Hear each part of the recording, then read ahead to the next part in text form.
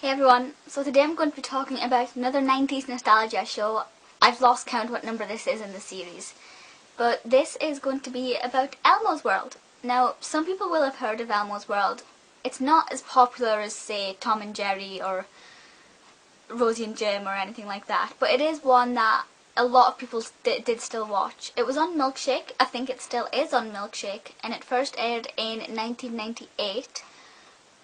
Don't know the exact number of seasons it ran for because I can't find that information anywhere. Like I said, it's not one of those shows where there's loads of websites about it. There's one or two, mainly Wikipedia and IMDb.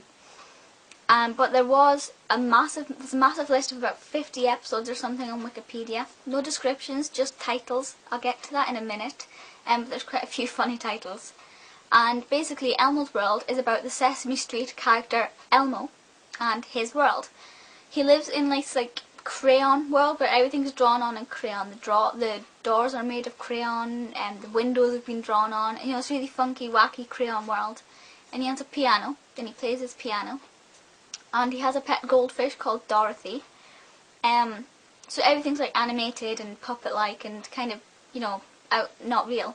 But there is one character who is real, because you look in the window and there's Mr. Noodle. Now, Mr. Noodle is a very silly character. He's what children love to watch. He's like the Mr. Tumble of today. No, Mr. Tumble of yesterday. He's always falling over and he's putting his hat on backwards and he zips up his jacket the wrong way, and he's just a very silly character.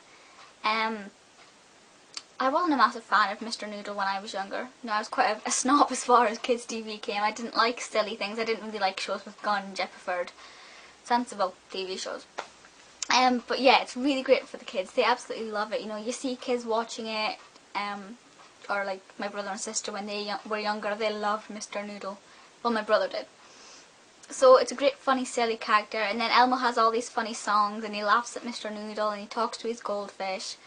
Just all these little things kids can relate to. Now each episode, it's not just random, it's not just Elmo singing and prancing about. They do have messages. For example, I've written down 4 names of episodes just to give you the sense of variety. There's one called Cats, which was about cats, of course, much to my liking. There's one called Noses, which is about noses, which obviously tells you how you smell and how things work. There's one called Violins. And then the first ever episode, I laughed when I saw this. I don't remember seeing this episode, so I'm going to have to go and find it and watch it just because it sounds hysterical. The first ever episode on the list, it says episode 1, the name, episode 2, the name, and that is it. And the first ever episode is called Balls. That's not funny. Technically that's not funny. Nothing wrong with the word. It's just saying episode 1, balls. Because where I come from, balls is a word used to describe something rubbish. Like, oh, that's balls, So it's really quite hysterical when you just look at it like that. I think it's funny. Maybe I'm just a very big kid. But yes, I'm going to go watch that. But the other ones I kind of remember. And really lively, really energetic show. It was on at about, I want to say about 7, 8 o'clock in the morning. So it was a morning show on Milkshake.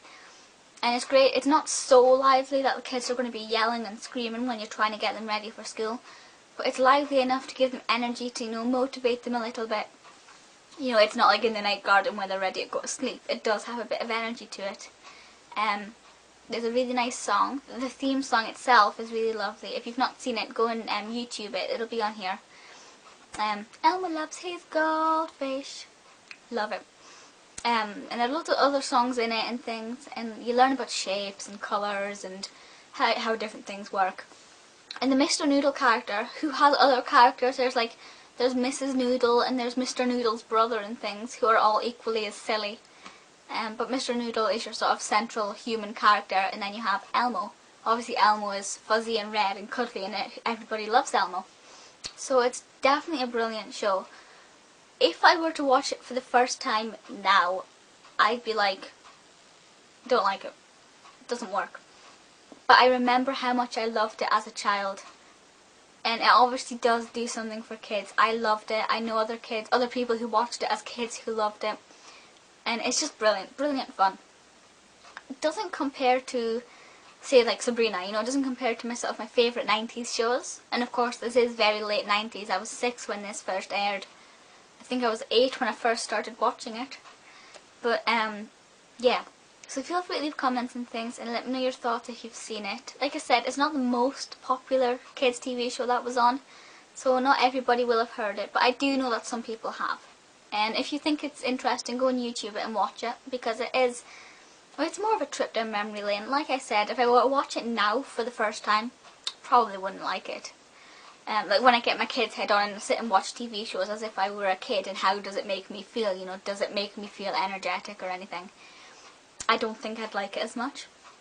But back then it was really good.